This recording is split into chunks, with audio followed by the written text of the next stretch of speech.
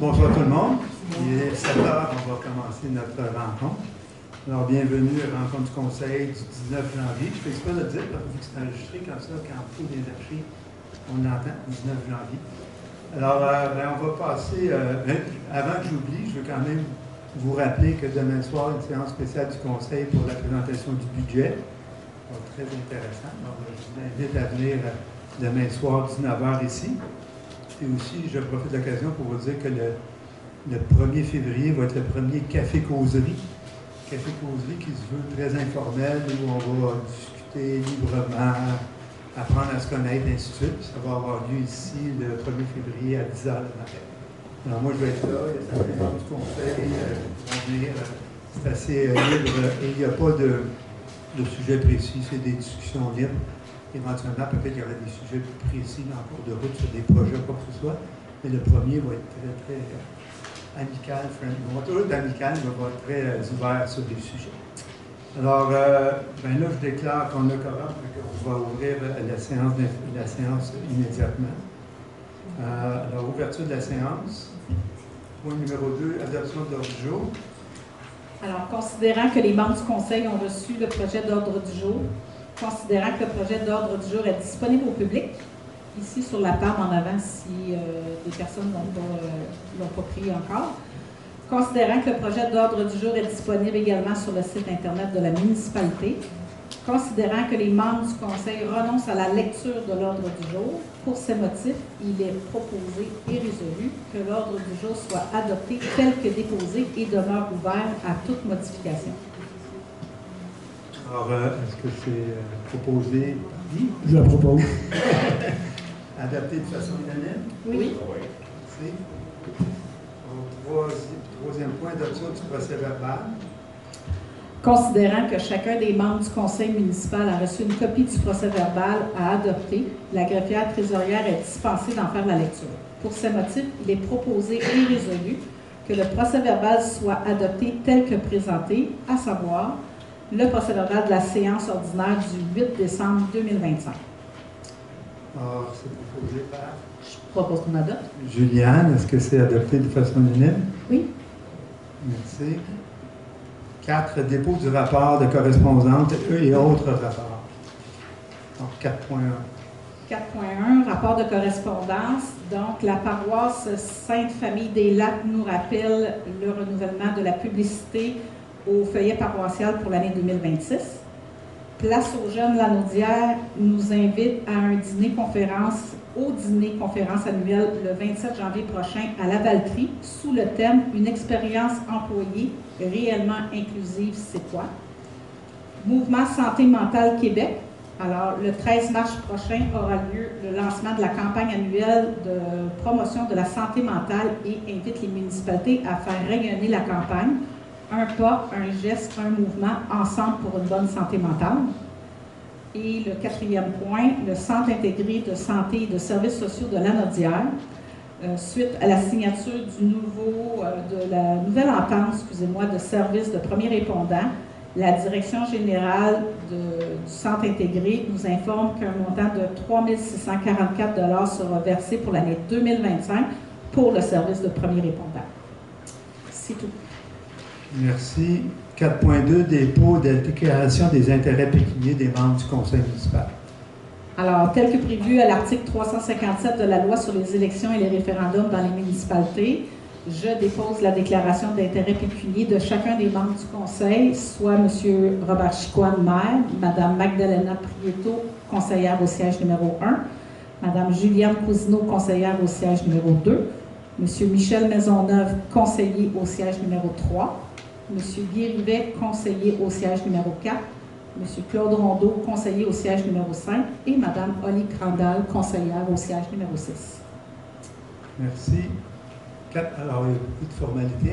Les premières réunions de l'année, on déclare nos intérêts. Par la suite, on ne reviendra pas. 4.3, déclaration de dons, marque d'hospitalité ou tout autre avantage par un membre du conseil municipal. Alors, je déclare également qu'aucun membre du conseil municipal n'a déclaré avoir reçu un don ou une marque d'hospitalité. Tout tout autre avantage depuis la dernière séance au cours de laquelle un tel extrait a été déposé en vertu de l'article 6 de la loi sur l'éthique et la déontologie en matière municipale, et le dernier dépôt date de janvier 2025. Merci. On parle de loi sur l'éthique. Je peux vous rappeler quand même aussi qu'il y avait des formations obligatoires pour l'ensemble des élus. Ils ont tous réussi le cours d'éthique. Alors, c'est quand même important, chaque année, quand il y a des nouveaux membres du Conseil, il y a l'éthique et la déontologie. C'est des cours qui ont été pris par l'ensemble de nos membres. Point 5, dépôt du rapport financier. Alors, pour les revenus et les dépenses pour la période du 1er au 31 décembre 2025, c'est quand même des résultats préliminaires. C'est sûr que pour l'année 2025 au complet, on va avoir le dépôt des états financiers à la séance du mois de mai 2026.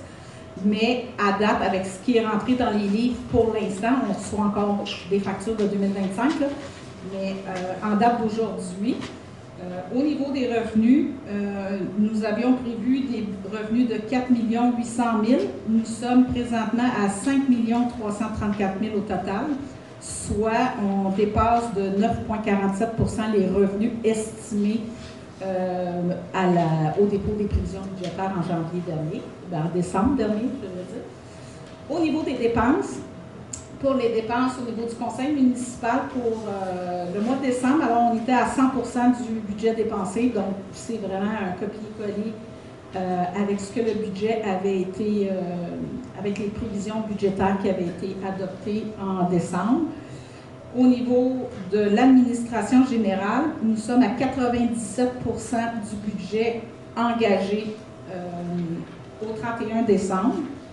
Au niveau de la sécurité civile, qui inclut police, premiers répondants, incendie, nous sommes, excusez-moi, j'ai sauté une ligne, nous sommes à 97,01% également.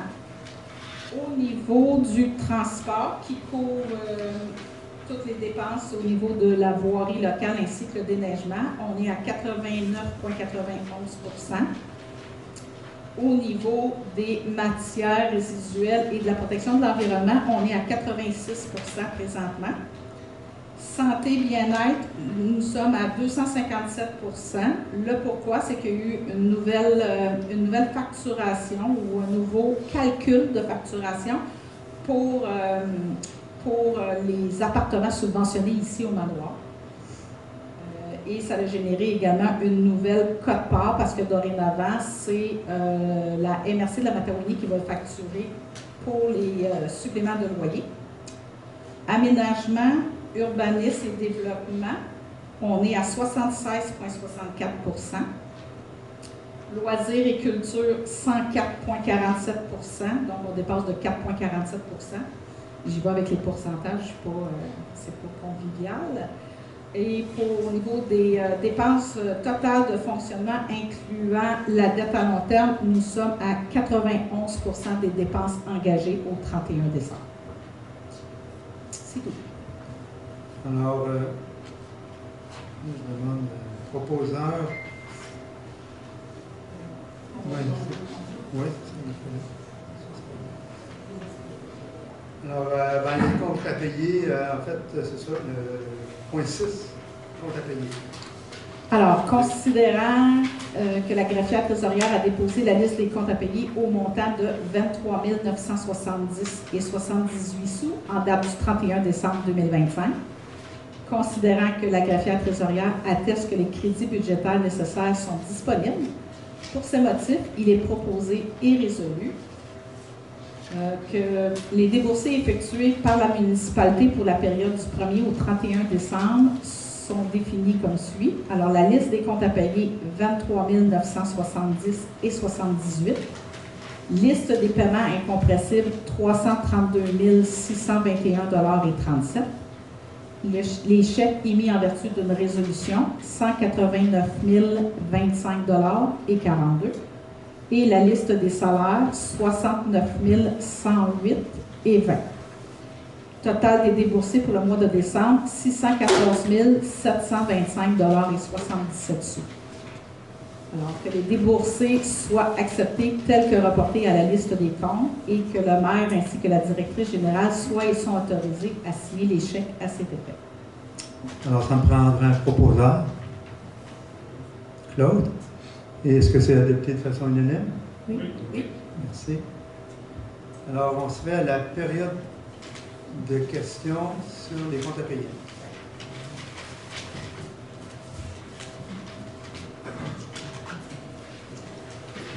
Pierre Fortier, 1892 de l'IRIS.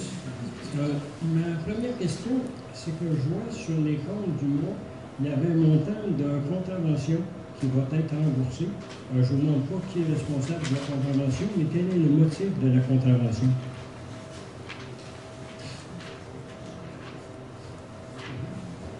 Alors, c'est un excès de vitesse et l'employé a déjà remboursé la municipalité. OK. Un excès de vitesse de 10 km ou plus? Je n'ai pas le détail, malheureusement. Je n'ai pas regardé la contravention. Je pense que c'est j'imagine que vous avez passé le message à tous les employés là, de respecter les... ensuite, une autre question. Je me demandais avec qui Mme Bélanger a dîné le 1er décembre à Joliette. En fait, c'était pour la réunion du PAC, le tribunal administratif. Et elle présentait, elle venait avec 3 pompiers pour la cause qui était en suspens présentement, pour le témoignage de 3 pompiers. Alors, ils étaient 4 pour dîner ensemble. Okay. Justement, sur cette question-là, au tribunal administratif, je comprends très bien que vous ne pouvez pas donner d'arguments juridiques. Je ne vous pose pas de questions sur le fond de la chose. Ce que je voulais savoir, c'est où est-ce qu'on est rendu dans le processus dans cette affaire-là? Par exemple... On est dans la période compte à payer. Il vaudrait mieux qu'on finalise ce dossier-là. Vous êtes dans le... On est dans la période de questions sur les comptes à payer. Ah, OK, mais là, moi, c'était une suite là, de... Ouais. Voulez-vous la garder pour tantôt, votre question? Je vais revenir plus tard. OK, oui, s'il vous plaît. OK. Une autre question que j'ai remarqué aussi, c'est que j'ai entendu qu'on avait un surplus, qu'on avait 10 de revenus de plus que prévu. Ça veut-tu dire qu'on va terminer l'année avec un surplus de 10 Bien, on l'espère, mais en même temps, demain, on a une rencontre spéciale pour le budget. Donc, on pourra finaliser l'année aussi. Mais effectivement, si on a un surplus à la période qu'on est rendu, on a une petite marge de manœuvre. On commencerait l'année avec 500 000 dans la banque? Ben, pas nécessairement, parce qu'ils peuvent être attribués à d'autres endroits aussi. On va en parler dès la présentation du budget. Ça augure bien.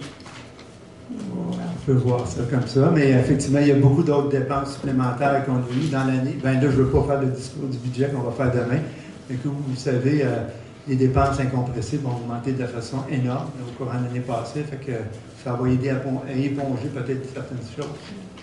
Merci. Pour le montant, si je peux me permettre, M. Chiquan, pour le surplus accumulé, c'est sûr qu'on va avoir le chiffre officiel au moment du dépôt par le vérificateur externe de la municipalité, là, quand on va avoir eu l'audit sur les états financiers.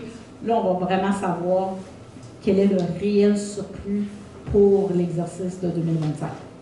Merci. Présentement, là, il y a encore des factures qui ne sont pas rentrées, fait que ça peut encore jouer un petit peu.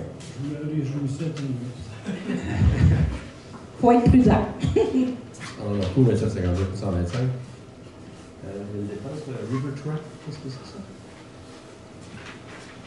C'est le 431 et 65. Parce que maintenant, je fais plus de commentaires sur les grosses dépenses. C'est pour la réparation de la pépine. C'est le garage mobile qui vient faire l'entretien de la pépine, de la rétrocaveuse ou de la machinerie lourde. La compagnie s'appelle River Track. Oui. Oui, merci. Bon, alors on s'est rendu au point 7. 7.1, adoption du règlement numéro 229-1, ayant pour effet de modifier le règlement 229 relatif aux frais de déplacement et aux dépenses encourues par les élus et les employés municipaux. Si vous vous rappelez, le mois passé, on a passé de l'avis de motion sur ça. Alors, c'est des corrections par rapport au compte de dépenses que les employés émettent, le point de départ, quand on calcule le kilométrage, des choses comme ça. Là, on avait passé l'avis de motion et là, c'est l'adoption ce soir. Alors, considérant qu'à la suite de l'entrée en vigueur du règlement 229 relatif aux frais de déplacement et aux dépenses encourues par les élus et les employés municipaux, il y a lieu de revoir et de clarifier certaines dispositions prévues au règlement. Considérant la présentation du projet de règlement numéro 229-1 lors de la séance ordinaire du Conseil tenue le 8 décembre 2025, considérant l'avis de motion donné par la conseillère Juliane Cousineau lors de cette même séance ordinaire tenue le 8 décembre 2025. Alors, pour ces motifs, il est proposé et résolu que le Conseil municipal adopte le règlement numéro 229-1 ayant pour effet de modifier le règlement 229 relatif aux frais de déplacement et aux dépenses encourues par les élus et les employés municipaux.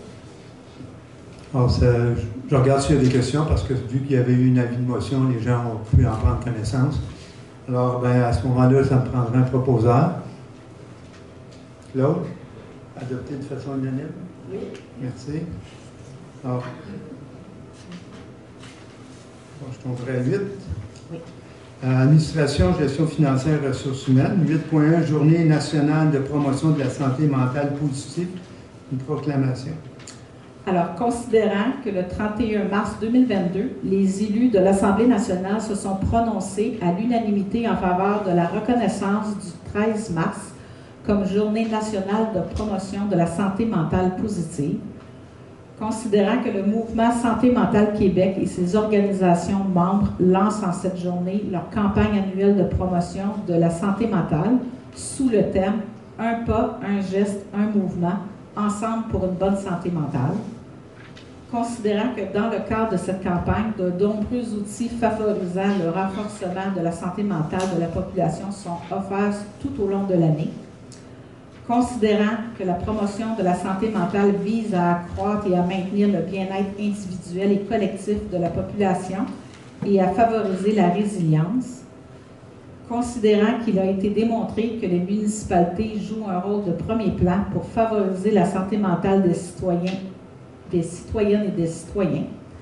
Pour ces motifs, il est proposé et résolu que le Conseil municipal proclame la Journée nationale de la promotion de la santé mentale positive pour la durée de son mandat électoral. On prendra un proposeur. Michel, adopté de façon unanime? Oui. Merci. On est rendu à 8.2, offre d'achat Yvon Thibert sur le lot 6 042 827. Alors, considérant que M. Yvon Thibert a déposé une offre d'achat au montant de 1 400 $ pour un terrain vacant connu et désigné comme étant le lot 6 042 827 du cadastre officiel du Québec, considérant que le terrain vacant a une superficie totale de 501,700 m², considérant que la valeur au rôle d'évaluation pour l'année 2025 de ce terrain est de 3 800 $, considérant que le Conseil ne compte accepter aucune offre en dessous de la valeur identifiée au rôle. Pour ces motifs, il est proposé et résolu que le Conseil municipal refuse l'offre de M. Thibert au montant de 1 600 $ puisque la valeur au rôle de cet immeuble est de 3 800 $ et que le Conseil municipal n'acceptera aucune autre offre en dessous de cette valeur. Alors aujourd'hui, ce qu'on fait, en fait, ça met la table aussi pour d'autres propositions. Alors si jamais il y a des gens qui veulent, parce que souvent le terrain, c'est le terrain limitrophe de la personne qui veut l'acheter, mais on veut être sûr qu'il va y avoir une règle uniforme pour tout le monde, puis la valeur au rôle, c'est la base. Alors jamais on va accepter des valeurs moindres que le rôle, parce que ça ouvre la négociation, puis ça ouvre un paquet d'enjeux qui est basé sur des critères qui ne sont pas nécessairement solides, je vais le dire comme ça. Alors nous, on met tout de suite des critères solides, puis ça, c'en est un qui est très important, là, que le Conseil n'acceptera jamais d'offre en dessous de la valeur au rôle. Alors pour ça, ça me prend un proposeur. Je propose qu'on adopte la résolution. Et c'est adopté de façon unanime? Oui. Merci. 8.3. Embauche de Valérie Giroir, coordonnatrice des communications et des relations publiques. Alors, considérant les candidatures reçues en lien avec l'affichage du poste sur les différentes plateformes, considérant le résultat des entrevues et les compétences des candidats, considérant la recommandation de la direction générale, pour ces motifs, il est proposé et résolu que le conseil municipal entérine la recommandation de la direction générale et procède à l'embauche de Mme Valérie Giroir au poste de coordonnatrice des communications et des relations publiques conformément aux conditions de la convention collective. C'est proposé par Magdalena. Je propose qu'on adopte. Adopté de façon unanime. Oui. Merci. 8.4. Embauche de Stéphania Lombardi, secrétaire réceptionniste. Considérant les candidatures reçues en lien avec l'affichage du poste sur les différentes plateformes, considérant le résultat des entrevues et les compétences des candidats, considérant la recommandation de la direction générale, pour ces motifs, le conseil municipal met fin à l'affectation temporaire de M. Loïc Fioré au poste de secrétaire réceptionniste et lui souhaite le meilleur dans ses projets futurs, et que le conseil municipal entérine la recommandation de la direction générale et procède à l'embauche de Mme Stéphania Lombardi au poste de secrétaire réceptionniste conformément aux conditions de la convention collective et que la date de début d'emploi est prévue le 26 janvier 2026. Alors, c'est une bonne nouvelle. Avec cet engagement-là, c'est la première fois depuis longtemps qu'il y a une équipe complète. Il y a souvent eu des gens qui ont quitté ou quoi que ce soit, mais là, tous les postes sont comblés. J'espère que ça va durer une certaine période, mais c'est des très bons candidats ou candidates qu'on a. Et ce qui est intéressant, c'est qu'ils sont vraiment dans leur domaine. Des fois, c'est arrivé par le passé qu'on prend des gens qui sont un peu dans le domaine, mais pas aussi spécifiés que là. Alors, ils sont vraiment dans leur créneau, fait qu'on a confiance que ça va durer beaucoup plus longtemps. Et c'est des très bonnes personnes. Alors, ça nous prend un proposeur. Je propose qu'on adopte. Merci. Et c'est adopté de façon unanime? Oui. Merci. Alors, période de questions sur l'administration, gestion financière et ressources humaines. Pierre Fortier, 1892 de l'IRIS. Je trouve très bien que vous établissiez des règles pour la vente de terrains municipaux. Je voudrais cependant vous faire remarquer que des fois, dans les évaluations faites par les évaluateurs, il y a des évaluations globales qui ne recouvrent pas la valeur de certains terrains. Alors, je pense qu'il faut se fier à des évaluations spécifiques de chaque terrain et faire attention aux évaluations globales qui ne correspondent pas à la réalité. Des fois, la différence varie de 1 à 10. Donc, je pense que même si je reconnais que vous faites un grand pas en établissant des règles, mais il faut faire attention aux évaluations globales qui sont des fois surévaluées. Merci. Oui, je suis 100% d'accord avec vous. En fait, nous, ce qu'on met, c'est la règle de base, qu'on n'ira jamais en bas de l'évaluation foncière, mais effectivement, il y a des fois des terrains que l'évaluation va être bien en dessous de ce qu'on pourrait se permettre de vendre. Alors, on vient de mettre la base minimale, mais chacun des cas va être regardé. Parce que des fois, quand c'est une pointe de terrain, cette valeur-là est correcte. Mais quand c'est un terrain qui permet du développement, qui permet certains éléments, ça peut être une valeur plus grande que ça. Alors, on n'a mis que la base pour l'instant, mais je suis d'accord avec vous pour les regarder chacun cas par cas. Merci. Bonsoir. Caroline Poutier, 1345 chemin de la Baie, pour la Verture. Moi, j'ai soulevé un petit quelque chose. J'ai cru remarquer en regardant des annonces de chalets, de maisons en fait, de location à vendre, j'ai constaté certaines maisons qui ont été annoncées et dont l'évaluation qui est annoncée selon le courtier, et même, je suis allée vérifier sur les sites de la MRC de Matagounie le rôle de l'évaluation municipale. Ces maisons-là, entre autres, en particulier, pas besoin de donner d'adresse, mais en particulier une maison dont le cas était une maison qui est évaluée à presque 700 000 et dont l'évaluation municipale, le rôle d'évaluation est à 2 000 2 000? Oui. Depuis, cette maison-là a fini d'être bâtie il y a presque 4 ans. Et donc, nous, l'évaluateur, on a monsieur, excusez-moi, j'oublie son nom, l'inspecteur municipal est passé à l'automne pour vérifier, parce qu'on avait un permis de rénovation, donc il est venu voir. J'ai vu qu'il y avait un contrôle sur, un suivi sur les évaluations des rénovations. Mais c'est une maison en particulier, affichée sur Remax, ou je ne sais plus quelle, et sur le MRC Matawini, quand on va voir dans la cartographie, le rôle d'évaluation a été nouvellement, depuis le nouveau rôle d'évaluation, a passé de 2 000 à 2 800 $. Cette maison-là est présentement en vente à peu près 670 000 $. Il y a eu un problème de transfert de documents dans les dernières années, mais est-ce que j'ai pas été voir plus loin, faire aller sur Centris, voir les rôles d'évaluation, mais qu'est-ce que je vous lance la puce à l'oreille pour peut-être, je ne sais pas comment vous pouvez arriver à vérifier dans les maisons à vendre, les chalets ou maisons, vérifier le rôle d'évaluation, est-ce qu'il correspond à un rôle d'évaluation qui vient d'être réévalué à 2 800 $ et qui se vend à 600 000 $. Cette maison-là a fini d'être construite il y a peut-être... La finition a été finie, le revêtement extérieur, il y a peut-être 3 ans. Bien, c'est sûr que ça prend du temps. Des fois, quand vous parlez de 3-4 ans, c'est beaucoup, ça c'est exagéré. Je pense même je sais lequel vous parlez, parce qu'on est sur le même lac. Ouais. Je suis très surpris. Ce qu'on va faire, c'est sûr qu'on ne peut pas vérifier de façon systématique les valeurs, parce qu'il faudrait les ouvrir l'une par une, un peu comme vous avez fait. C'est ce que je dis. Mais on va parler à la MRC pour vérifier spécifiquement.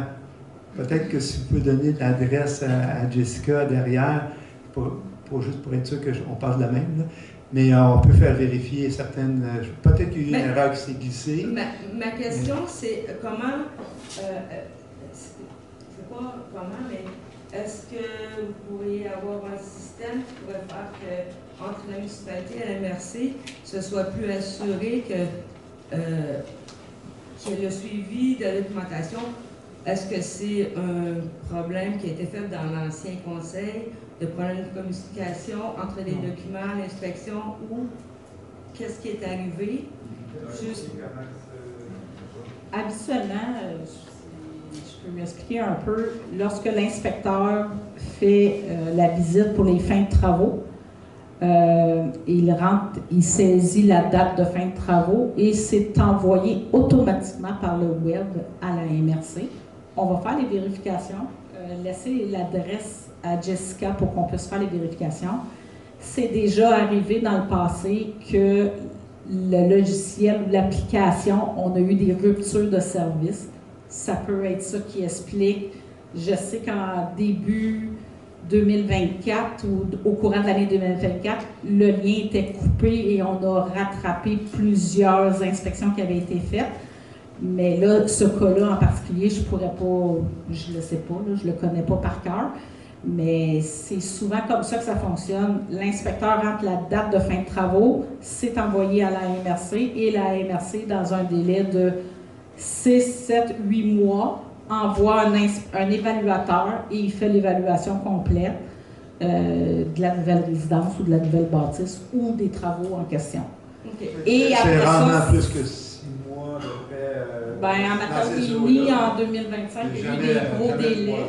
Il y a eu des gros délais de 8-9 mois quand même l'année passée à la MRC.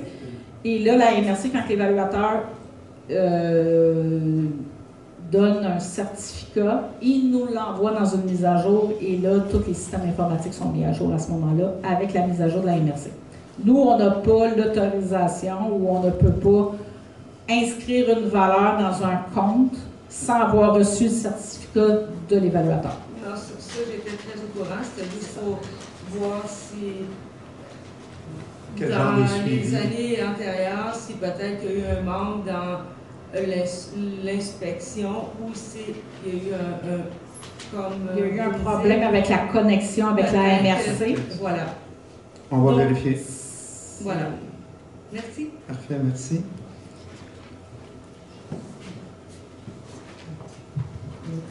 Pierre Fortier, 1892 de l'IRIS. Je pense que les évaluateurs de la Mathéonie, ce sont des professionnels, des spécialistes de l'évaluation. Il me semble qu'il y a une différence entre une maison de 2000 quelque cents et une maison de 600 000. J'arrive pas à comprendre comment des professionnels peuvent aboutir à des erreurs si grandes que ça. Même avec des photos aériennes, ils peuvent voir qu'une maison.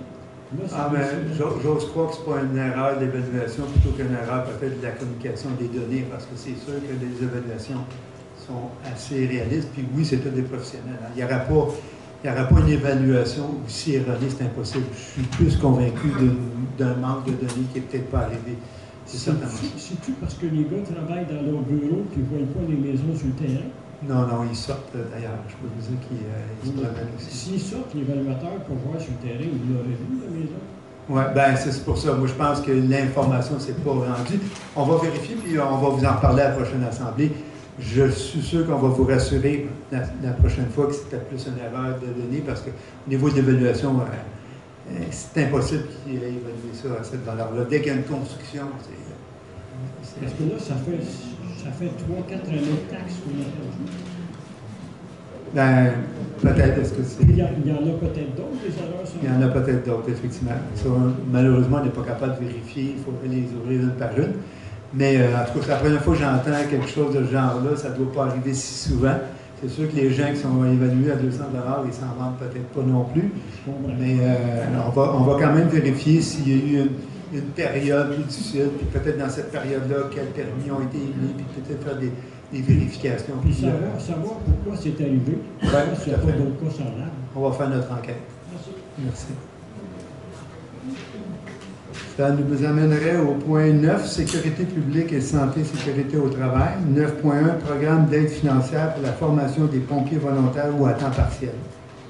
Alors, considérant que le règlement sur les conditions pour exercer au sein d'un service de sécurité incendie municipal prévoit des exigences de formation pour les pompiers des services de sécurité incendie afin d'assurer une qualification professionnelle minimale, considérant que ce règlement s'inscrit dans une volonté de garantir aux municipalités la formation d'équipes de pompiers possédant les compétences et les habiletés nécessaires pour intervenir efficacement en situation d'urgence, considérant qu'en décembre 2014, le gouvernement du Québec a établi le programme d'aide financière pour la formation des pompiers volontaires ou à temps partiel et qu'il a été reconduit en 2019, considérant que ce programme a pour objectif principal d'apporter aux organisations municipales une aide financière leur permettant de disposer d'un nombre suffisant de pompiers qualifiés pour agir efficacement et de manière sécuritaire en situation d'urgence.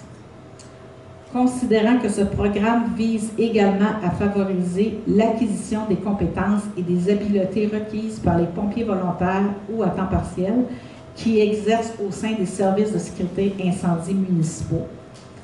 Considérant que la municipalité de Notre-Dame-de-la-Merci désire bénéficier de cette aide financière offerte par ce programme, considérant que la municipalité de Notre-Dame-de-la-Merci prévoit des formations au cours de la prochaine année pour répondre efficacement et de manière sécuritaire à des situations d'urgence sur son territoire, à savoir, alors, nous demandons l'aide financière pour un candidat comme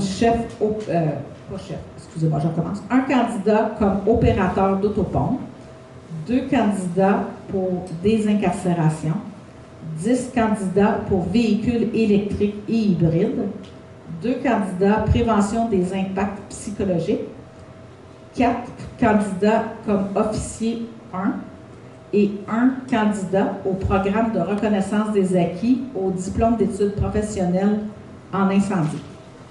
Considérant que la municipalité doit transmettre sa demande au ministère de la Sécurité publique par l'intermédiaire de la MRC de Matawini en conformité avec l'article 6 du programme. Alors, pour ces motifs, il est proposé et résolu que la municipalité de Notre-Dame-de-la-Merci présente une demande d'aide financière pour la formation de ces pompiers dans le cadre du programme d'aide financière pour la formation des pompiers volontaires ou à temps partiel au ministère de la Sécurité publique et de transmettre cette demande à la MRC de Matawini conformément aux recommandations de M. Daniel Laviolette, directeur temporaire du service de sécurité incendie. Alors, ça me prendrait un proposeur. Michel, est-ce que c'est adopté de façon unanime? Oui. Merci. Ça a rendu à 9.2, programme Bon voisin, bon oeil. Alors, il est proposé et résolu que le conseil municipal accuse réception de la démission de M. Bertrand Taillefer au programme Bon voisin, bon oeil, que le conseil municipal le remercie chaleureusement pour ses années d'implication au programme. Ça prendrait un proposeur. Guy, est-ce que c'est adopté de façon unanime? Oui. Merci. 9.3, rapport annuel en sécurité incendie. Alors, considérant que le schéma de couverture de risque en sécurité incendie révisé de la MRC de Matawini est entré en vigueur le 1er mai 2024, considérant que selon l'article 35 de la loi sur la sécurité incendie, toute autorité locale doit produire un rapport d'activité annuel. Considérant que des modifications ont été apportées à l'article 35 de la loi sur la sécurité incendie, mentionnant qu'une autorité régionale doit produire un rapport consolidé à la fin de la deuxième année financière qui suit l'entrée en vigueur du schéma et par la suite tous les 2 ans, considérant que le rapport couvrant la période comprise entre le 1er janvier et le 31 décembre 2025 a été produit selon les informations disponibles et les recommandations du service incendie de la municipalité de Notre-Dame-de-la-Merci, considérant que la municipalité de Notre-Dame-de-la-Merci a pris connaissance du rapport d'activité annuel 2025, il est proposé et résolu que le conseil municipal adopte le rapport d'activité annuel 2025 en sécurité incendie en lien avec les obligations du plan de mise en œuvre du schéma de couverture de risque en sécurité incendie de la MRC de Matawini et autorise la MRC à utiliser les données de son rapport annuel afin de produire le rapport régional consolidé. On prendrait un proposeur. Michel, est-ce que c'est adopté de façon unanime? Oui. C'est 9.4, employés municipaux, nomination d'un officier et changement au niveau de l'organigramme. Alors, considérant que le respect des règlements est essentiel pour une continuité du service de sécurité incendie de la municipalité, considérant le respect du processus spécifique de sélection pour pourvoir à un poste vacant au sein du service de sécurité incendie de la municipalité, considérant qu'il y a moins d'1 an, le conseil municipal a créé un poste de lieutenant responsable de l'équipe de premiers répondants, considérant les difficultés rencontrées, les responsabilités et les tâches du poste de lieutenant responsable de l'équipe de premiers répondants seront réalisées par les postes de lieutenant du service de sécurité incendie afin d'en faciliter l'organisation. Pour ces motifs, il est proposé et résolu que le conseil municipal accepte la recommandation du comité de sélection à la nomination de M. Guillaume Métu au poste de lieutenant du service de sécurité incendie à compter du 20 janvier 2026, conformément à la liste des salaires et des employés cadres et des pompiers, que la période de probation de M. Métu à titre de lieutenant sera d'une durée d'1 an à compter du 20 janvier 2026 afin de s'assurer qu'il réponde aux exigences minimales du poste, que les formations nécessaires à l'obtention de la certification d'officier non urbain 1 pourront débuter qu'à compter du 1er janvier 2027. Que conformément à l'article 8 du règlement sur les conditions pour exercer au sein d'un service de sécurité incendie, M. Métu devra compléter les formations nécessaires d'officier non urbain 1 dans un délai total de 48 mois. Que le poste de lieutenant responsable de l'équipe de premiers répondants est aboli. Ça en prend un proposeur. Je propose qu'on adopte. Génial. Est-ce que c'est adopté de façon unanime? Oui. Merci. 10, aucun dossier à être au public. 11, par loisir. Oh, excusez, période de questions, oui. Merci. Ça, c'est quand même 225. Monsieur Laviolette, ça fait plusieurs fois que j'entends temporaire. Va-tu devenir permanent? Pourquoi il est temporaire? En fait, c'est le directeur d'incendie de Saint-Donat qui est temporaire chez nous. Comme vous savez, il y avait eu quelqu'un qui a quitté. Nous, en fait, on n'a pas renommé personne parce qu'on va rentrer dans une période où on va examiner différentes possibilités. Alors, on a maintenu ce temporaire-là encore. D'ailleurs, on a rencontré Saint-Donat pas plus tard que 2 semaines, avant les fêtes, je devrais dire, pour le prolonger jusqu'à temps qu'on ait une décision plus solide. On va en parler dès demain dans le budget où on a mis un peu d'argent de côté pour faire certaines études, pour prendre des décisions.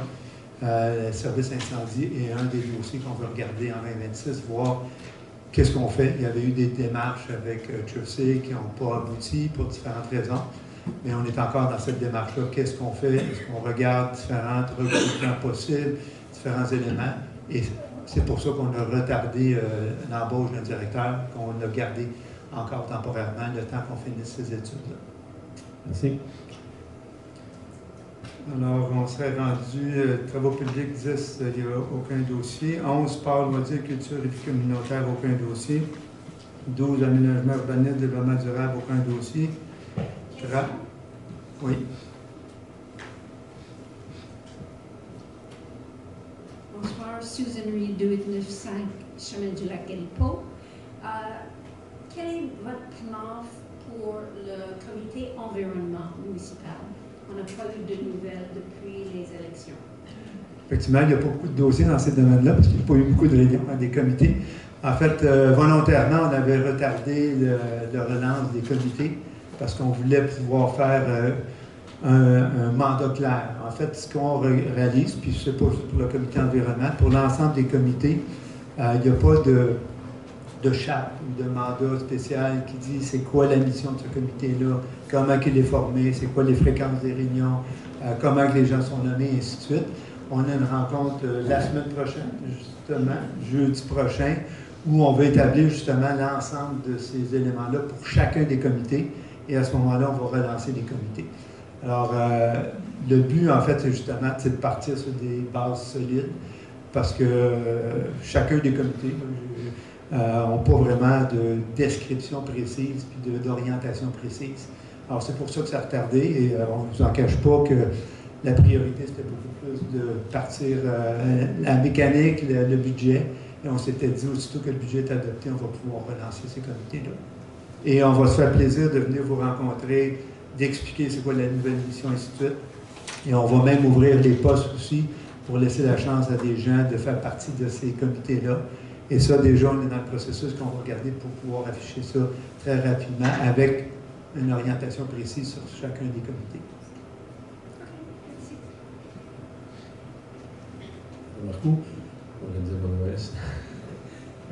On a combien de comités de municipalité? Parce que tu parles au pluriel. Mais... Oui, au pluriel. On a un comité de l'environnement, on a un comité d'urbanisme, on a un comité développement économique. En fait, ce n'est pas un comité, mais qu'on veut créer que ce soit un comité. On veut relancer le comité des loisirs qui existait, qui était arrêté. Fait qu'il y en a déjà au moins 5. On est en réflexion sur est-ce qu'il y a lieu de faire d'autres comités ou pas. On a parlé d'un comité de finances, à un moment donné aussi, de créer un comité de finances un peu plus pour suivre les finances publiques, que ça soit plus transparent. Fait qu'il y en a déjà au moins 5, sûrement. Est-ce qu'on va en faire plus ou pas, je ne sais pas, mais on veut lancer au moins ceux qu'on connaît déjà, là, je dirais l'urbanisme, l'environnement, le développement économique.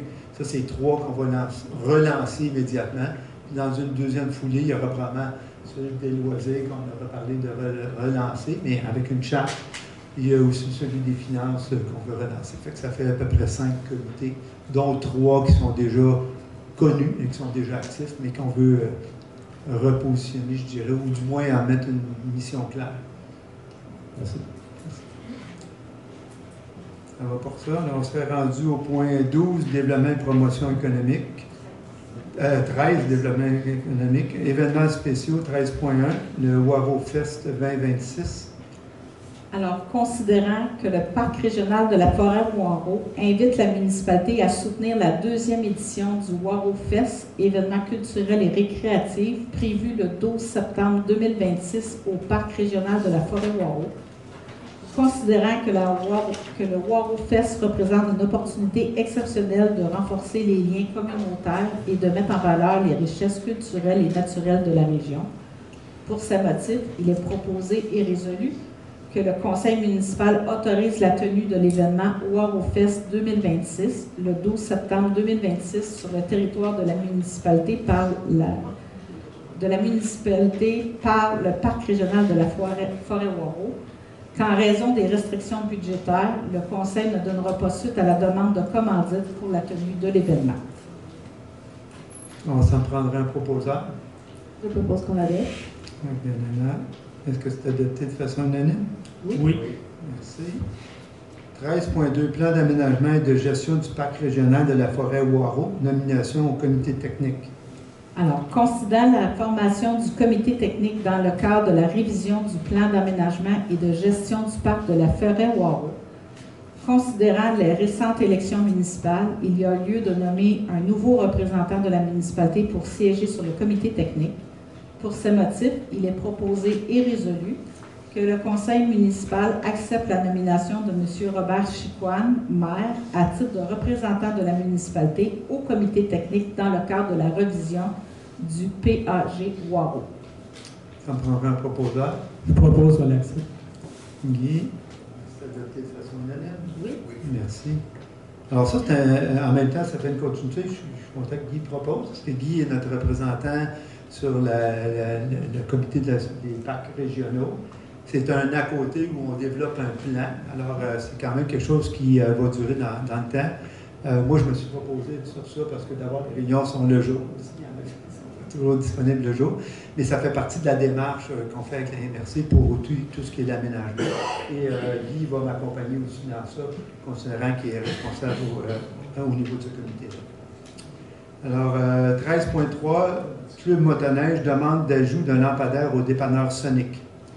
Alors, considérant la demande du Club Motoneige pour l'ajout d'éclairage pour couvrir le stationnement qui sera utilisé par les motoneigistes au dépanneur Sonic, considérant qu'il s'agit d'un terrain privé et que l'ajout d'un lampadaire par la municipalité la rend responsable et imputable de celui-ci, considérant qu'il n'est pas dans l'intérêt de la municipalité d'installer tout équipement ou matériel sur des terrains privés, pour ces motifs, il est proposé et résolu que le conseil municipal refuse la demande du Club Motoneige quant à l'ajout d'un lampadaire pour couvrir le stationnement des motoneigistes au dépanneur Sonic.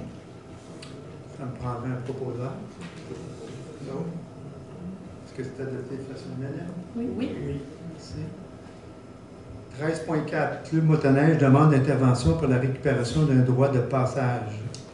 Alors, considérant la demande du Club Motoneige pour que la municipalité fasse les démarches nécessaires pour la récupération d'un droit de passage sur le lot portant le numéro 6 043 104, situé sur la route 125, près du dépanneur Sonic, considérant qu'il s'agit d'un terrain privé pour lequel la municipalité n'a aucune juridiction, considérant qu'il n'est pas dans l'intérêt de la municipalité d'intervenir sur des ententes de nature privée.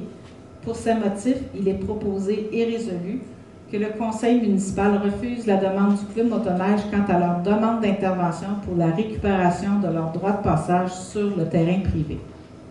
Ça me prendrait un proposeur. Je propose. Michel, est-ce que c'est adopté de façon unanime? Oui. Merci. Période de questions sur le développement et promotion économique.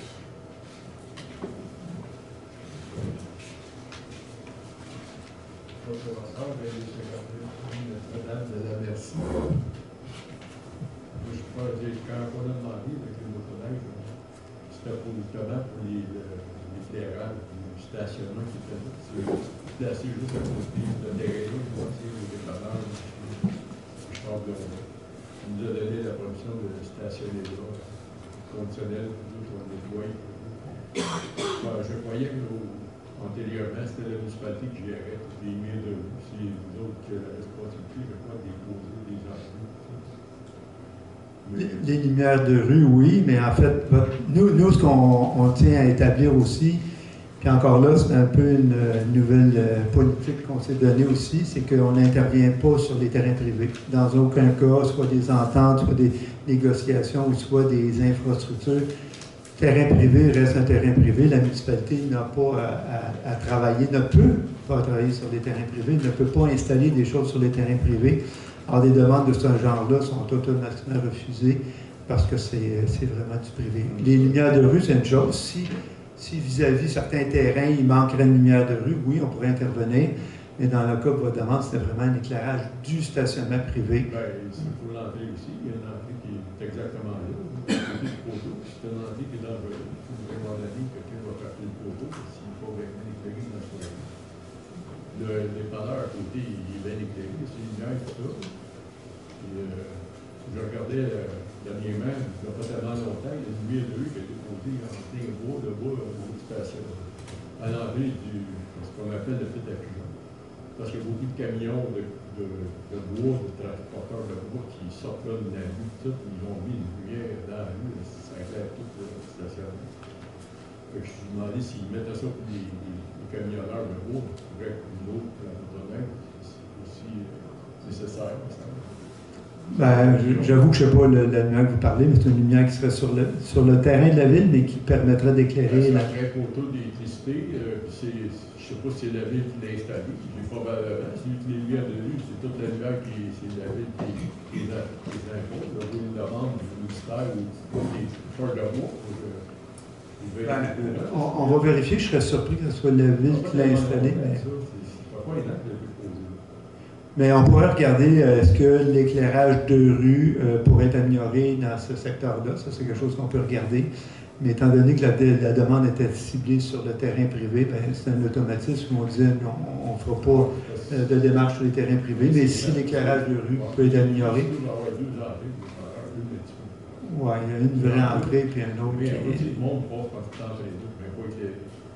En même temps, c'est sûr que c'est plus sécuritaire que ça comme ça.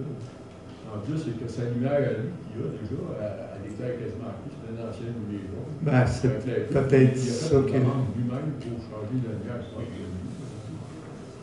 Ben, en tout cas, moi c'est sûr que je l'invite à éclairer son stationnement lui-même, mais on peut regarder quand même s'il y a moyen d'améliorer l'éclairage de la rue sur le terrain de la ville. Pour chaque commerce, Okay. La municipalité a installé des lumières pour chaque commerce. Je croyais que c'est là. Vu qu'il y en avait déjà une, on pouvait en demander un autre pour le motoneige, c'était une accommodation. Ensuite, il n'y a pas d'autre chose à apporter pour ça. OK, c'est ça. Dès que Martine a dit, on a déjà une politique sur où on met les éclairages, mais je prends ça en note, mais comme je vous dis, je pense que c'est important, puis ça va toujours Nous, entre une des grandes orientations qu'on se donne, c'est d'être très toujours dans la même optique. Si c'est sur des terrains privés, on ne le fait pas. On ne le fera jamais sur des terrains privés. Alors, il y a peut-être eu par le passé des approbations de travaux ou d'installation de différents équipements sur des terrains privés. Et c'est quelque chose qu'on ne fera plus parce que d'abord, on n'a pas le droit, on ne veut pas engendrer des responsabilités. Puis ce n'est pas la mission de la ville de faire ça non plus. Mais si les équipements municipaux ne correspondent pas bien à la sécurité pour d'autres informations, on va le regarder. On peut aller sur l'entrée de la route, il est éclairé pareil pour stationner. Oui, mais c'est encore là, on a déjà des éclairages à certaines distances qu'on respecte. Est-ce qu'il faut qu'on rajoute des éclairages à mi-chemin pour les entrées privées? C'est une autre chose aussi, parce que lui, effectivement, il a déjà son entrée régulière qui est bien éclairée. Il y a une deuxième entrée qui n'est pas sa vraie entrée, mais qui est entrée pour accommoder son stationnement. Mais c'est sûr, moi, je l'invite plus à lui à éclairer son propre terrain que la ville de le faire. Là. Mais on va quand même regarder ce qu'il y en a. Oui, monsieur. Frédéric, Claire, 1039, Montée du Cap. Moi, concernant les skidoo, je voulais savoir, c'est quoi vous pensez qu'il repasse sur le chemin Montée du Cap? Bien, sur Montée du Cap, je sais qu'il y avait eu une problématique l'an passé. Nous, on n'a jamais donné l'autorisation sur Montée du Cap là, de passer. Est-ce qu'il y a des motoneiges qui passent encore? C'est possible, mais on ne contrôle pas la circulation sur les routes. À ce moment-là, il faut appeler la Sûreté du Québec, parce que nous, on n'a pas donné l'autorisation. C'est pas dans vos intentions de la donner? Non, non. Je vous remercie. Et en passant, merci pour le déneigement, il est beaucoup mieux que les années précédentes. Bon, je suis content d'entendre ça. Il coûte un peu plus cher, mais ça va. Merci beaucoup. Bonjour, Martine Dubé, je suis du Canard Blanc, qui monte à la Poire-Boireau. Donc, je vous remercie de m'avoir donné le commandite pour le Boireau Fest. Pour moi, ça ne rejoint pas les valeurs du développement d'une forêt Boireau. Selon moi, c'est des spectacles. On va voir ça dans une salle ou encore comme à Saint-Paul. L'autre point, le plan d'aménagement. Je veux savoir si ça va être bien surveillé le nombre de permis. J'ai déjà porté plainte parce qu'il y avait des constructions qui ont été faites sans permis. Je n'ai pas une nouvelle sur la suite de ça. Puis là, je sais, il y a 3 nouveaux micro-chalets qui sont supposés se construire. Ils ont déjà commencé à faire du déboisement puis à brûler dans le pit. Donc, valider que les permis sont bien là. Puis s'il y a des micro-chalets, c'est sûr qu'il va y avoir des toilettes sèches, d'Écosse en français, pour être sûr qu'il y ait des permis et des analyses de sol aussi qui soient faites.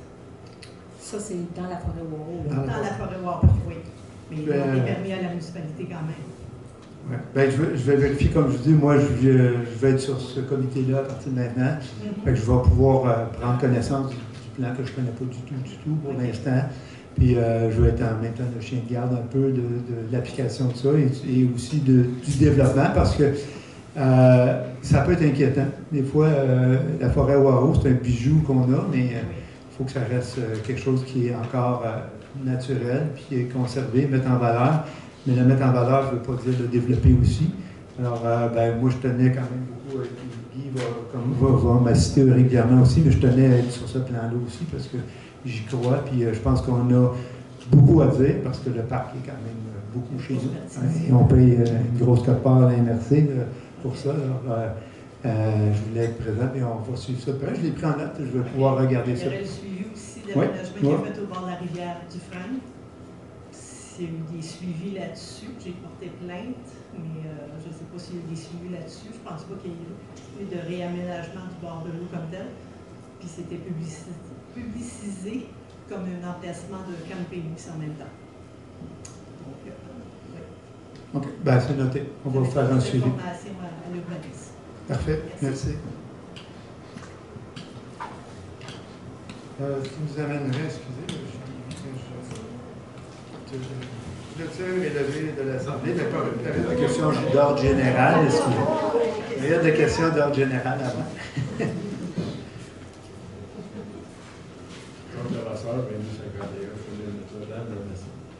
Parce que la dernière assemblée, il me semble qu'il y avait quelqu'un qui a discuté de la forêt Waro de faire une deuxième entrée par le bois.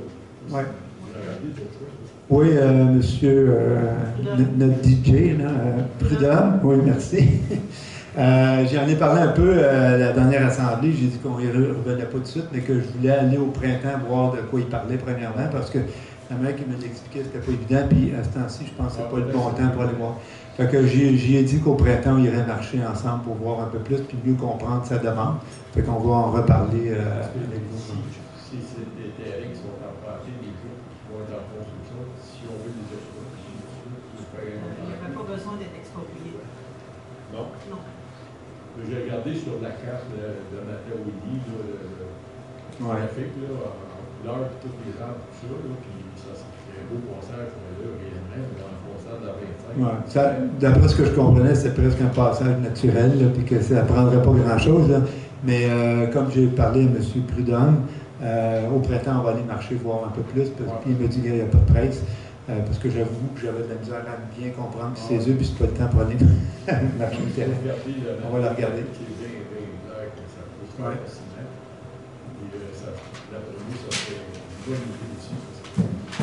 Parfait. Bien, on va le regarder. C'est un peu la raison qu'il mentionnait lui aussi, effectivement.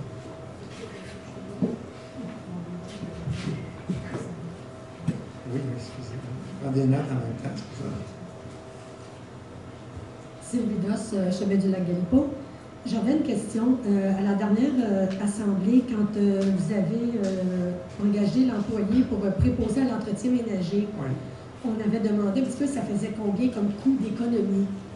Vous nous aviez répondu 9 000 $. Mais je ne comprends pas le calcul.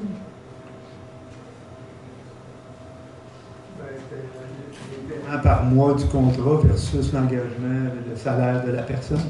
Parce que ça nous coûtait plus les charges sociales, les avantages sociaux d'un employé. Fait que la masse salariale de cet employé-là versus tous le contrat. Parce que le poste, quand il était affiché, ça disait est-ce que c'est un travail vraiment de 20 à 25 heures semaine? Oui. Bon. J'ai fait mon calcul avec 25 heures semaine. J'ai été au maximum dans tous mes chiffres, là. J'ai été au maximum. J'ai regardé la convention collective. À partir du 1er janvier, cet employé-là gagne 21,10 $. Fait que j'ai fait 25 heures dans le top, même si l'employé, des fois, ferait 20 heures une semaine, 21, 22, j'ai été au maximum. 20 heures fois 21,10, ça donnait 527,50 $ par semaine.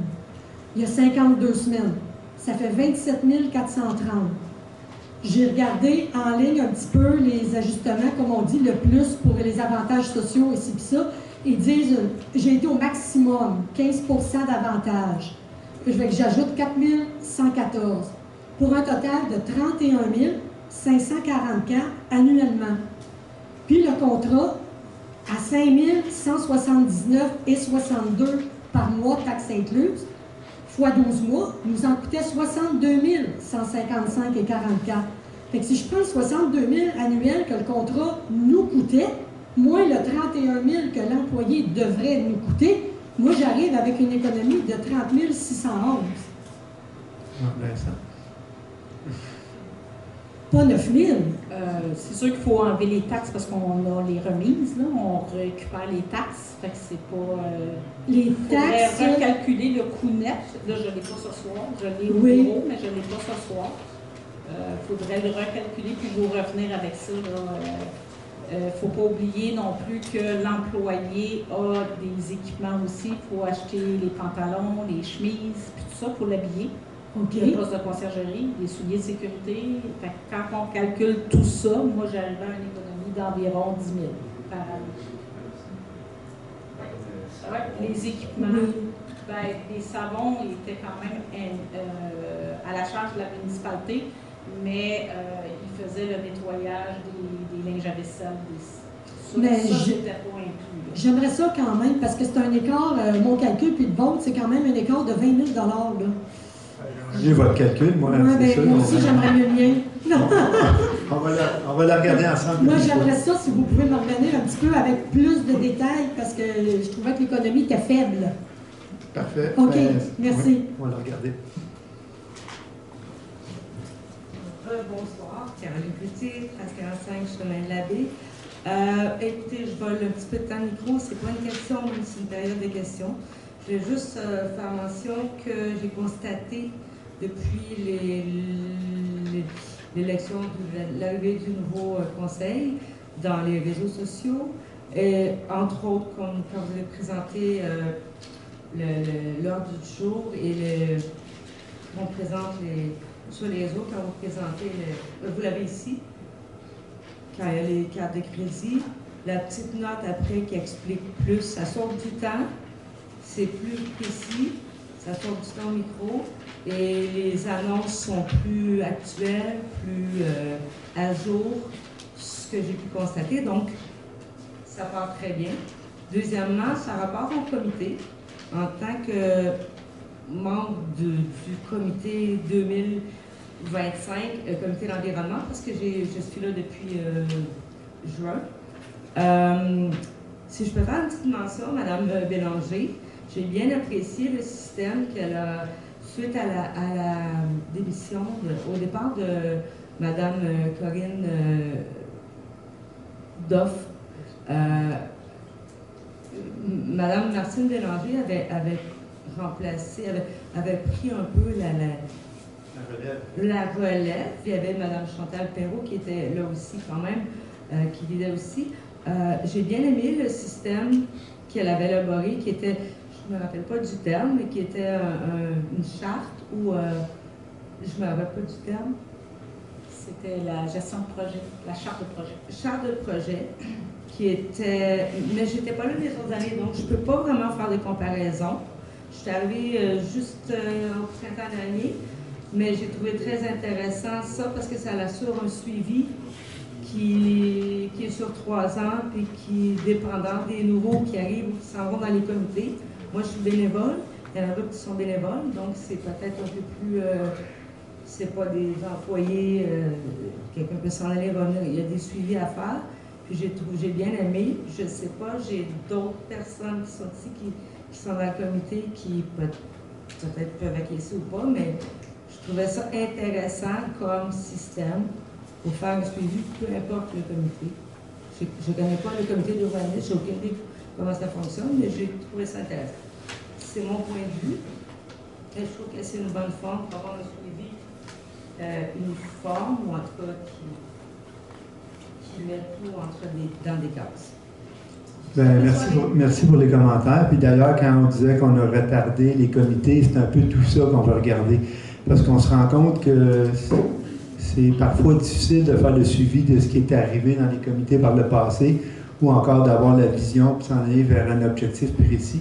Alors, c'est la raison pourquoi on a retardé l'ensemble des comités, pour pouvoir mettre une charte en place, pour pouvoir mettre des structures, pour pouvoir avoir des suivis efficaces aussi, peu importe les gens qui seront là ou qui passeront. Fait que c'est tout ça, dans le fond, qu'on veut mettre en place avant de relancer le comité. Alors, merci des commentaires. Bonsoir, Roxane Turcotte, Chemin des Airelles. Petite précision. Société de développement économique de Notre-Dame-de-Merci a déjà une charte. Je vous invite à rencontrer M. André Lapierre qui vous explique c'est quoi la vision qui était à ce moment-là de la charte. Peut-être que ça a été dénaturé les dernières années, mais il y avait une vision très précise de c'était quoi le développement et qu'est-ce qu'on voulait faire. Fait que ça serait peut-être intéressant que vous le rencontriez parce qu'il pourrait vous expliquer à quoi ça servait à l'époque. Parce qu'il y a eu aussi l'Association de développement économique de Notre-Dame-de-Merci dans les années 90. C'était encore M. Lapierre qui était là, fait que le développement économique lui tenait à cœur. Deuxième précision, le chemin que M. Prudhomme vous parle, c'est un chemin que c'est moi qui ai obligé la Société des parcs à faire, parce qu'il y avait des coupes de bois dans la forêt Warreau, puis ils voulaient sortir par le chemin du Canard Blanc. Moi, j'ai dit, il n'en est pas question, parce que c'est de l'asphalte économique, puis vous allez toute la détruire, puis après, vous ne paierez pas pour la refaire. Fait que, finalement, la Société des parcs régionaux a dû négocier. Eux autres, il y avait une partie du chemin qui appartenait à eux autres, mais il y a une autre partie qui appartient à un propriétaire privé. Fait que si vous voulez ouvrir ce chemin-là, ça pourrait être une bonne idée, mais il va falloir négocier avec la personne qui est propriétaire du chemin, la portion. Troisième chose, moi j'ai recommencé, j'ai déjà fait de la motoneige quand j'étais jeune. À un moment donné, j'ai arrêté parce que ça ne donnait plus. J'ai recommencé depuis 2 ans. Mon conjoint s'est acheté une motoneige. Puis j'ai l'impression que ça continue, que vous n'êtes pas en faveur de la motoneige. Puis j'ai eu l'occasion de me présenter puis d'en faire beaucoup. Puis quand on parle des droits de passage, exemple comme le chemin de la montée du Cap, je peux vous dire que quand on revient de Sainte-Agathe, on veut revenir à Notre-Dame-de-Merci, c'est longtemps. Cette année, c'est moins pire parce que le lac Warreau est ouvert, mais quand il n'est pas ouvert, c'est longtemps. Puis des fois, il arrive qu'il y a des bris de motoneige, fait que de faire le détour, c'est impossible. Puis une chose que j'ai fait aussi, je me suis rendue à l'AGA justement du club de motoneige. Puis honnêtement, j'ai déploré que vous n'étiez pas présente à cette rencontre-là parce que c'est beau parler avec les directeurs ou des membres du CA, mais vous auriez pu rencontrer aussi ceux qui ont des motoneiges. Il y a toujours 25 personnes, donc ça va être peut-être intéressant que vous discutiez avec eux. Si on m'invite, ça va me faire plaisir d'y aller. Là. Je ne suis pas au courant de toutes les assemblées. C'est parce que moi, je suis ça. Même je ne suis pas au courant. Il n'y a pas personne qui m'invite, mais je me présente pareil. Oui, c'est sûr qu'on essaie d'aller à toutes les assemblées possibles et tout le plus possible. Puis je ne suis pas contre la motoneige. On n'est pas contre la motoneige. On est juste respectueux aussi de l'environnement. Non, ça, je suis d'accord avec vous, mais reste que s'il n'y a plus de motoneige, parce qu'on a déjà été un carrefour pour la motoneige, puis on a perdu ce titre-là. Puis, veut pas, les motoneiges apportent beaucoup d'argent à Notre-Dame-de-Merci. Puis, quand vous parlez des comités, il y a 6 associations de lacs, ça fait 6 AGA par année, plus celle de motoneige, plus celle du club VTT, ça vous en fait 8 par année. C'est pas la mer à boire. Ouais, non, je suis d'accord avec vous. Il y a beaucoup d'autres comités aussi sur lesquels on participe, mais ça va me faire plaisir d'y aller quand je vais être au courant de toutes ces assemblées. Comme ça, vous allez connaître le coût de la Tout à fait. Je ne refuse pas les invitations. Pierre Fortier, 1892 de l'Iris. Ma question porte sur le congédiement de 0,47, mais ça ne porte pas sur les aspects légaux. Je comprends qu'il y a des choses juridiques que vous ne pouvez pas donner vos preuves, mais ça, je comprends très bien ça. La question porte sur le processus de cette affaire-là. Par exemple, est-ce qu'il y a eu des négociations pour une entente hors cours? Est-ce qu'il y a eu de la médiation? Est-ce qu'il y a eu des audiences devant un juge? Où est-ce qu'on est rendu dans le processus et quelles sont les étapes qui s'en viennent? Puis un corollaire à ça, jusqu'à maintenant, ça nous a coûté combien enfin? En fait, je vais vous répondre la même chose que le mois passé. Il y a un processus judiciaire présentement. Il y a eu déjà des rencontres au TAC. D'ailleurs, on en a parlé dans le compte de dépenses de Mme Bélanger. Il y a d'autres audiences qui sont prévues en février, janvier et février. Il y en a 2 de prévues encore. Et c'est une discussion qui est en cours présentement. En fait, qu'on ne peut pas en parler. C'est un peu ce que je vous ai dit la dernière fois. On est exactement au même point que la dernière fois. Puis les dépenses, toutes, on pourra vous faire un résumé de toutes les dépenses des avocats qu'on a accumulées sur ça éventuellement. Puis les négociations, c'est présentement un processus de cours, alors on ne peut pas parler de négociations. Mais quand vous dites processus de cours, ça veut dire que vous êtes en audience devant un juge. Tout à fait. OK. Il n'y a pas eu de tentative de règlement en cours avant. Il y a eu des discussions avant, mais on est rendu quand même là. Il faut croire que les discussions ont quand même mené à des processus en cours. Puis là, les étapes, puis il n'y a pas eu de compte d'avocats payés jusqu'à maintenant sur ce sujet. Ah oui, oui. Dans nos comptes payables, là, il y en a qui ont passé. On a des frais juridiques pour beaucoup de choses. Il y en a qui ont passé. On pourra faire la démarcation de qu'est-ce qui est relié à ce dossier-là éventuellement pour le saisir. Puis, bien sûr qu'on va le faire parce qu'on veut savoir aussi, au bout de la ligne, combien ça a coûté. C'est ça, ces éléments-là. Puis, s'il y a des négociations, c'est bon de savoir combien ça nous a coûté. Mais présentement, là, on n'a pas regardé de façon spécifique à ce dossier-là parce qu'il n'est pas fini. Il y a déjà des comptes qui sont passés. Oui. Comme ça, là les étapes qui s'en viennent, il y a des audiences qui s'en viennent? Oui. Il y a 2 autres audiences qui s'en viennent. Est-ce que c'est le 27 et le 29 janvier? Parce que la dernière fois, vous m'aviez demandé si c'était public, et on avait... ça, je vous ai dit... Oui, j'ai demandé, là, vous n'étiez pas certain si c'était ouais. public ou pas. En fait, c'est pas public, les audiences du TAC. Les dates, là, on les connaît, mais c'est pas public. Je ne peux pas vous présenter là. Même si on peut vous donner les dates, là, je ne sais pas les dates. Donc, c'est le 27 et le 29? C'est possible. C'est, à 9h30. Ouais. Il y en a une à Joliette, puis l'autre est à Montréal. Effectivement. Mais pourquoi vous êtes hésité à ce point-là? Non, moi, je n'avais pas les dates devant moi, mais en même temps, c'est toujours délicat de parler de ces choses-là. Puis je sais que votre question la dernière fois, c'était est-ce qu'on peut assister? Non, on ne peut pas assister. On peut vous donner les dates. Et c'est sûr que le lendemain de cette audience-là, on n'aura pas plus de réponses pour vous, là, on s'entend. Mais donc, là, ce que vous me dites ce soir, c'est que c'est pas utile qu'on se rende là, c'est pas ouvert au public payeur de taxes. Tout à fait. C'est un tribunal administratif. Bon, très bien, merci. Juste de revenir avec mon dossier d'entretien ménager. On a dû économiser encore plus. On va balancer un peu plus. Non, première question, les taxes qu'on paie, est-ce qu'ils nous reviennent à 100% la municipalité ou seulement un pourcentage? La TVQ à 100, la TPS à 100%, la TVQ à 4,99%.